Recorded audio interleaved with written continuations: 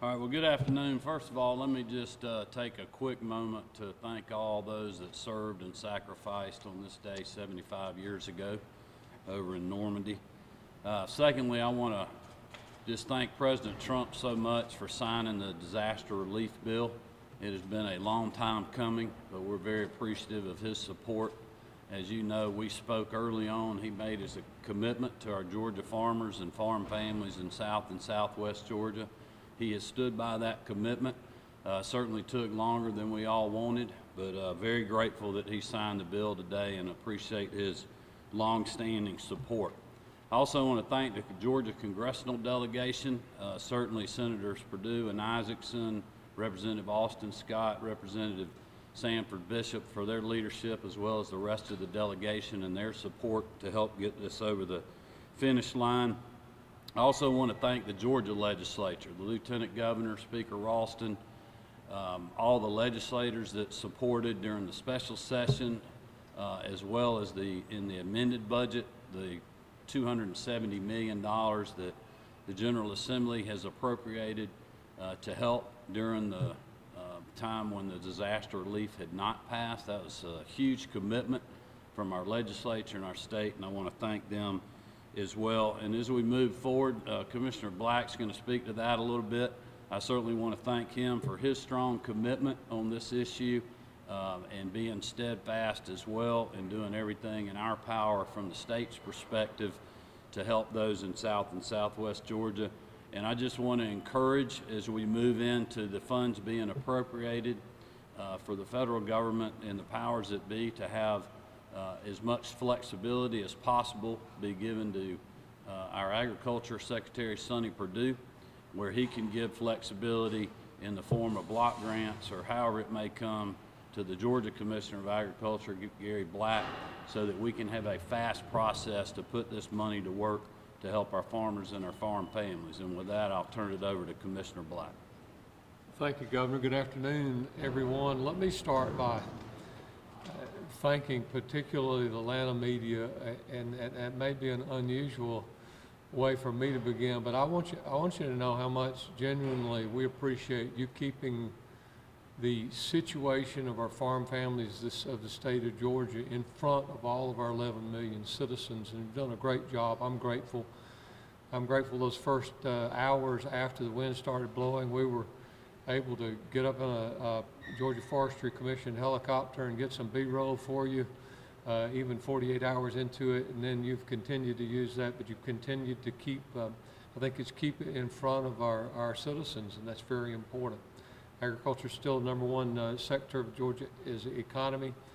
We did take a real, we're not knocked out, but we're certainly knocked down, and our farm families are rising again with this assistance that's been provided by certainly the leadership of the President, leadership of the Congress. We're glad that this is finally done. The Governor's exactly right.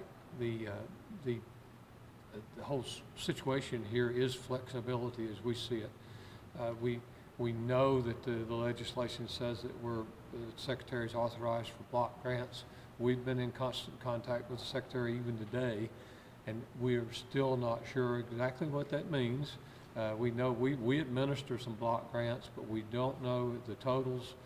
We know that the bill itself is a little over $3 billion, but we do not know how much of that is for Georgia, how much of that will be dedicated to typical disaster relief through USDA, and then how much of it would be segmented into block grants. We feel very good about, probably on the block grant side, that fruits and vegetables, pecan and timber will be three of the ones that we'll probably be working more closely with, but the Secretary may choose for it to be a little more than that.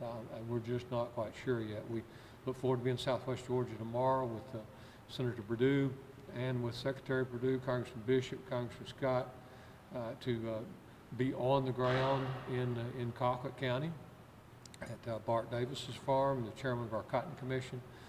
We hope we'll pick up a few details tomorrow. We hope, but if not, at least we'll be able to join together in a little bit of a celebration, because this is a good day for Georgia. It's a good day for America, and we're doing the right thing and standing with the farm families of the state. So I'd be happy, Governor, to take any questions, and certainly you wrap up. Governor, let me ask you, I mean, I know this has been a long process. I mean, how frustrating was it for you knowing that you have Georgians who are suffering and hit pretty hard by this, and a lot of this got gummed up with political wrangling in Washington? Oh, I think people have seen and felt my frustration for sure. I've expressed that to those in Washington, D.C., in several conversations with the President, the Vice President, our congressional delegation. I know that Commissioner Black has done that as well.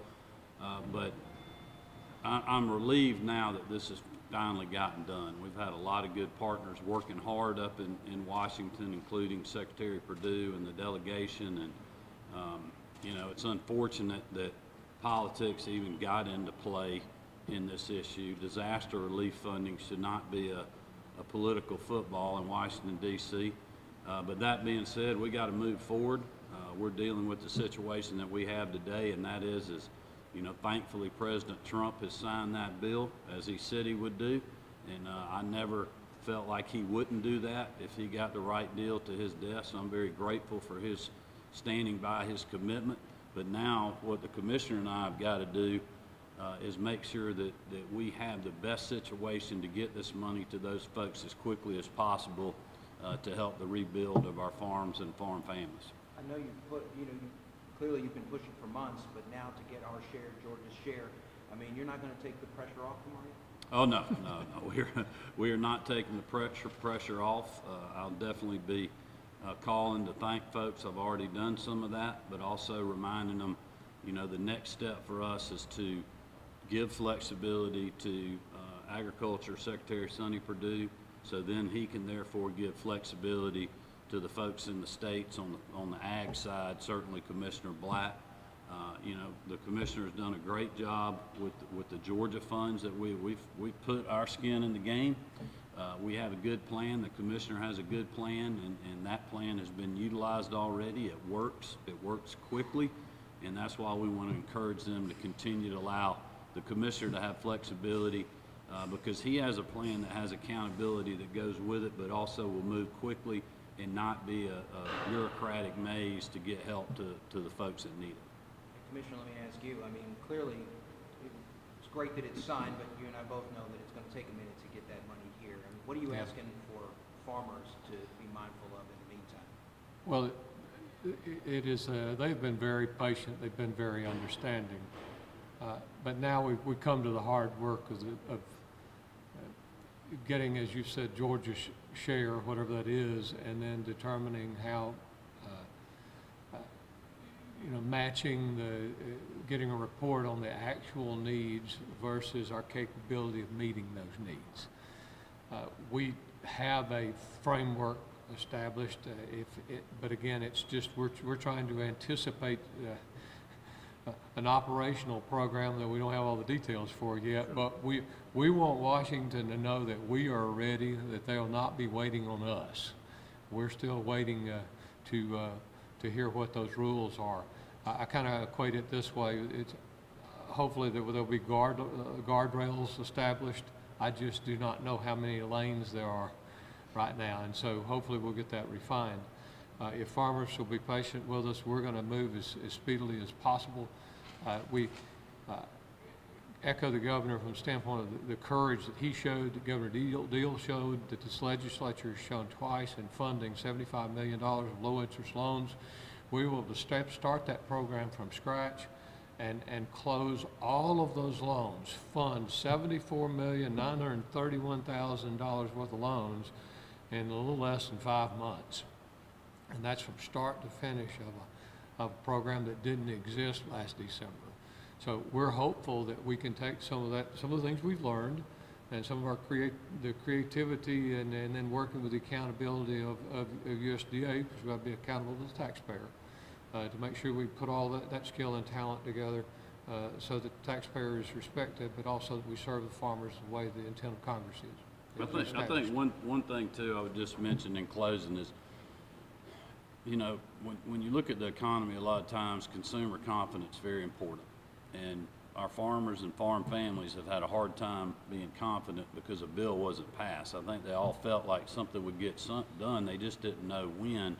So now they know that it has gotten done.